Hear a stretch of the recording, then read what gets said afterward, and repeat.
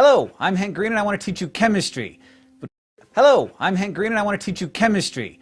But please, do not run away screaming. If you give me 5 minutes to try to convince you that chemistry is not torture, but instead the amazing and beautiful science of stuff, and if you give it a chance, it will not only blow your mind, but also give you a deeper understanding of your world. This is just my opinion here, but I think that understanding the world leads to a greater ability to enjoy the world, and there's nothing that helps you understand the world better than chemistry.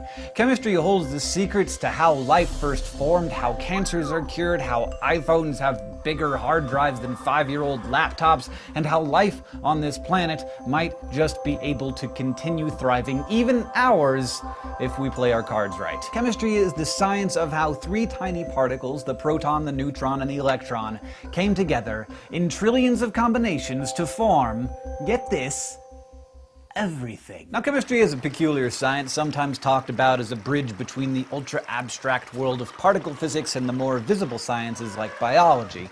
But calling chemistry a bridge is like calling Eurasia an island. Chemistry has it all. Mad scientists, world-changing revelations, the practical, the impractical, medicine, bombs, food, beauty, destruction, life, and death. Answers to questions you never knew you had. I love chemistry, and I hope I can give you a glimpse into why. So today, let's start out with maybe the biggest idea of all time and move on from there. Stuff is made from atoms.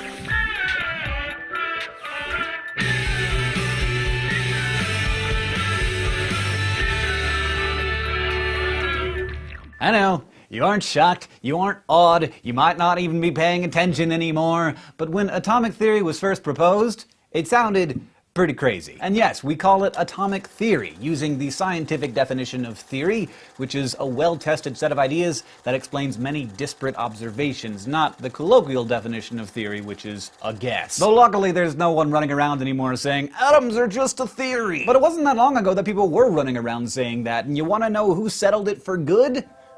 Einstein. Atoms had been postulated for a long time by the 20th century, but it wasn't until Einstein mathematically proved the existence of atoms and molecules in 1905 that the matter was truly settled. And you thought Einstein was all about relativity and E equals mc squared. He also proved atoms exist. Here's how it happened. In 1827, a botanist named Robert Brown was looking at pollen grains in water through a microscope, and he noticed that they jiggled randomly even when there was no movement to cause the jiggling.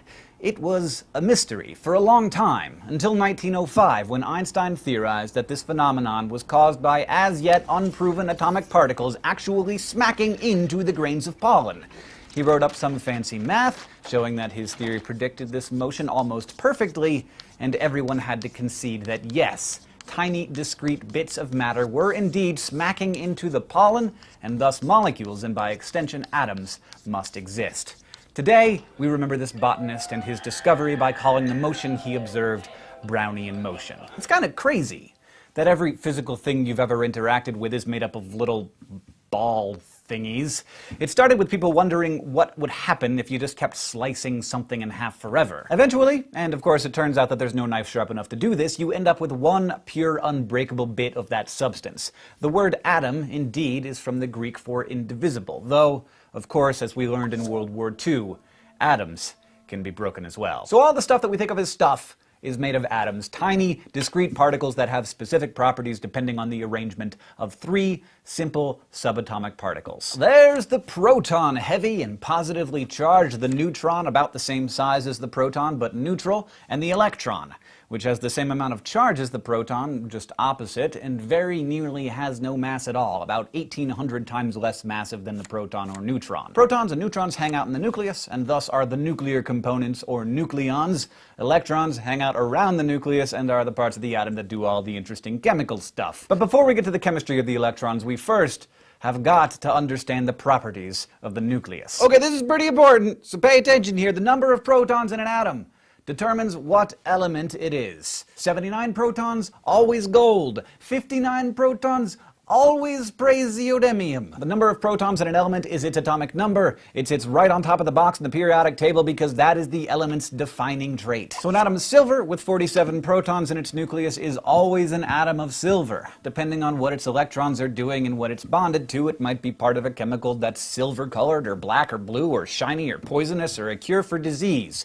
But whatever it is, that atom is still silver, and will remain an atom of silver probably forever, because that core number is very, very difficult to change. Now, you might have noticed something weird about silver here. Its chemical symbol, the 1 or 2 letter short code that tells you what it is Ag, not Si, which is silicon, or Sv, which is perfectly available. But Ag, why? To torture you? No. Silver, of course, because we've known about it for a long time, was one of the first elements added to the periodic table, and back then it was called argentum, Latin for shiny gray stuff. Also, the root of the word Argentina, where Spanish explorers heard rumors of mountains made of silver, which of course did not exist. The name Argentina, just like the chemical symbol Ag, stuck, despite neither of them being particularly representative of reality. Now, back to science. Nuclei, which is the plural of nucleus, are boring. They're thousands of times smaller than the atom as a whole, and they mostly just sit around being exactly the same as they were when they were first created billions of years ago, held together by the strongest of the 4 fundamental forces of physics, the strong nuclear force. The fact that nuclei are so boring is the very reason they're the defining characteristic of elements. While electrons can jump from atom to atom whenever it's convenient, the number of protons is almost always extremely stable. So that core of the atom, the nucleus, always comes out of chemical reactions unscathed. It's the bit that we can bump around from reaction to reaction, but always remains pure and behaves the same way as any other atom with that number of protons. The atomic number is the soul of the atom. It's what makes it.